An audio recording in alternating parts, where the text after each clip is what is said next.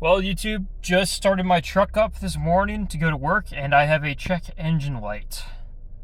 Not sure what's going on here. We'll keep you posted. Hopefully nothing's too wrong. Not really sure what is wrong. The truck is running fine. It's not making any weird noises. I've tried to diagnose it going through the steering column to see if there's a screen that will tell you what the issue is, but there is no such screen. So, just pulled up to the dealership. It's a few buildings over. Gonna run this through the service lane, see if they can diagnose the issue, figure out what's wrong, and hopefully fix my brand new truck.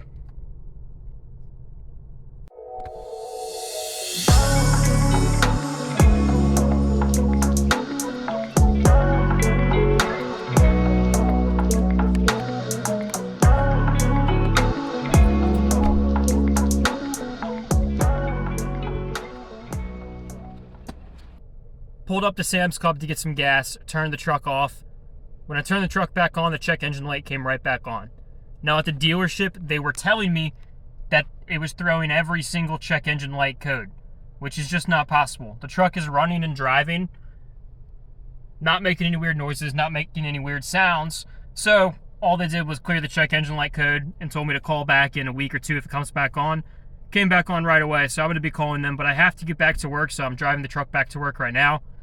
On another note, I did just fill up in gas, and you can see right there, I drove 315 miles total on the last tank. Let's see how much it was telling me I was getting gas mileage. It's saying 18.1 miles. But I did the calculation. If I do 315 miles divided by 16.345 gallons of gasoline, I believe it was, then I'm actually getting 19.1 miles per gallon. So, MPG's just driving around town, first tank of gas, averaging, if you split the difference, 18.1 and 19.1, we're saying we're averaging 18 and a half or so. Not too bad for the mid-sized truck. Nice thing about it too is I can fill up on 87. Last car that I had, the Subaru WRX, only took 93 premium, which is 50 or 60 cents a gallon more expensive. So all in all, fuel costs and driving costs for this truck are going to be about the same as the WRX, purely based off the facts that the Subi took 93 premium fuel.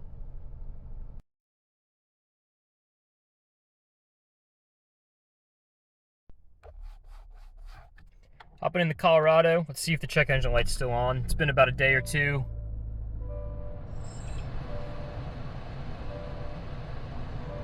Check engine light is gone. All right. Not sure what that was about. Dealership cleared it that first time, and then it came right back on. Stayed on for a day, and here I am maybe 2 days later, and it's just mysteriously gone. Not sure what that was about, but we're going to keep an eye on things and probably still take it back to the dealership in about a week and a half now. Still just a little bit concerning having a check engine light on a brand new truck, but I guess for now we're all good. And I'll be doing some truck stuff today, putting the old girl to work. I got a few things I need to pick up from my mom's house. I just had a shed delivered to my house, and I need to bring some of my tools over. So I'll take you guys along for the journey and give you all sort of a commentary and just an overview of daily driving of the truck. So let's talk about just driving the Colorado around town. You can see I'm coming up on a right-hand turn here, and I will say that the steering feels snappy and tight and on point. It's really easy to drive around town, and this is one of the reasons why I went with the mid-size Colorado over a full-size Silverado or something of the likes. Now, it did come from 2 years of driving a Subaru WRX, which is obviously a completely different vehicle and a completely different driving experience. But this truck can pick up and go. The little four-banger has 310 horsepower as well as 390 pound-feet of torque from the factory. The Subaru WRX had it beat on power-to-weight ratio, I would say, but the Colorado still picks up and goes. If you're merging onto the highway or somebody slams on their brakes or cuts you off and you need to get out of the way, you hit the gas and this truck will go. Now, I haven't had the chance to take the truck off-road, so I can't speak to those capabilities, but there's plenty of content out there from other YouTubers you guys feel free to search up. Hey guys, really quickly, I just wanted to say thank you all for the support on the last video. We're sitting at 11,247 views right now, and that's just amazing. I did notice that 99.9% of the viewers from the last video are currently not subscribed. It would really mean a lot and help out the channel if you guys could just drop a subscribe. It's free, only takes a second of your time. But thanks for tuning in, and let's get back to the video. Now, one thing that I will say is super helpful is going to be the technology package with the 360-degree cameras. It makes backing up easy as can be. Anybody can hop in this truck and throw it in reverse, check the 360 camera and back it up, even if you don't feel comfortable driving a truck.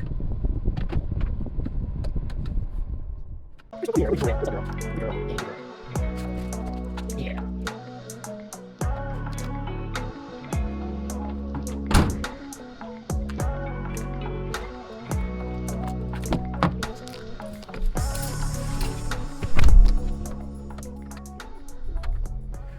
So back in the truck, just loaded up a few tools in the bed of the truck. I've got some projects around the house I'm looking to get done this weekend. And here's a few things I do before I get in the truck, or I'd say as soon as I get in the truck.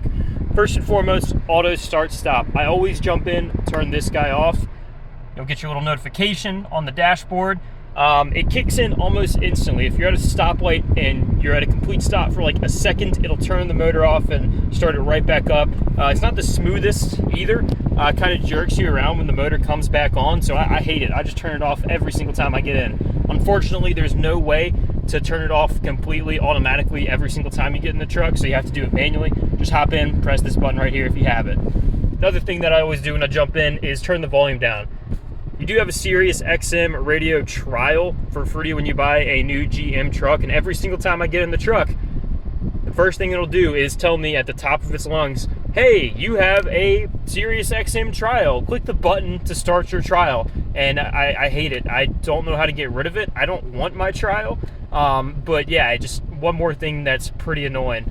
And then also there is a feature in the truck that makes you have to buckle your seatbelt before it allows you to shift into gear. I've turned that off. You can do that in the infotainments in here. I believe it is under the, let's see if we can find it, settings, vehicle, buckle to drive right here. I've turned that feature off because sometimes if you're just driving around the neighborhood or just, moving your car, you don't want to have to buckle up every single time when you get in the truck.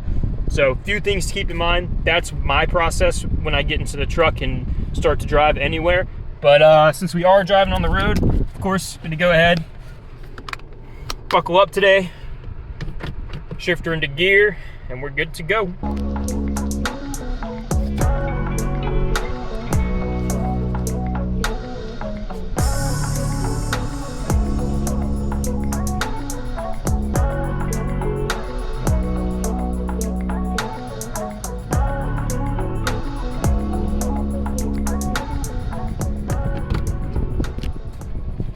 Again, guys, really just can't express how handy this 360-degree camera is. I have plenty of experience driving trucks. I used to drive big box trucks for work, and it's just a nice feature to have. Just something that helps out sort of a little bit with backing up, especially if you're parking downtown or doing maybe parallel parking, or even if you're just backing up into a trailer. Definitely nice to have feature, guys. If you're looking at a new Colorado, strongly recommend going with the technology package. That'll get you this 360-degree camera, A+.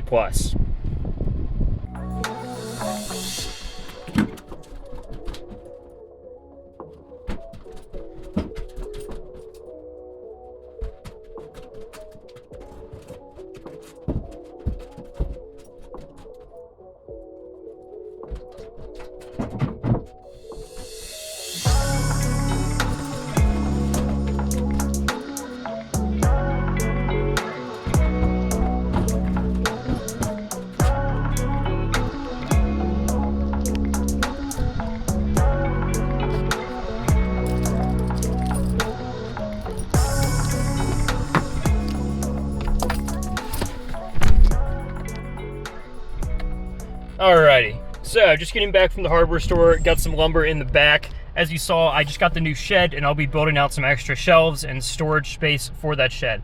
But let's talk about the overall daily drivability of the truck. overall, cannot say more how much I've enjoyed having this truck. I'm a newer homeowner, and I've always had to rely on friends or family members for a truck when I needed something moved. Just using this truck for the last few days to move some tools and now pick up some lumber has been extremely helpful. A++.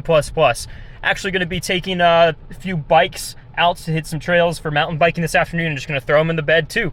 Extremely utilitarian to have your own truck. Can't say more how much I love it. Now, the check engine light scare was quite the fiasco. Check engine light came on Wednesday, and honestly, guys, I was thinking about it all morning Wednesday. I drove the truck into work, and then there was about 4 hours till I had my lunch break and was able to take the truck up to the dealership. And those whole 4 hours, all I was thinking about was, what is going wrong with my brand new truck? I was not having a good time. Took the truck to the dealership. They cleared the check engine light and confirmed with me that it was nothing to be concerned about, just a software bug. And I, believed them at the time. They cleared the code, went to go get some gas, and the check engine light came right back on. It actually fixed itself the next day. As you can see, there's no more check engine light. I haven't done anything to the truck, have not taken it back to the dealership or anything, but definitely just a little scare that we had this week. But, overall, guys, 10 out of 10. Beautiful looking truck. Extremely utilitarian, helpful for around town.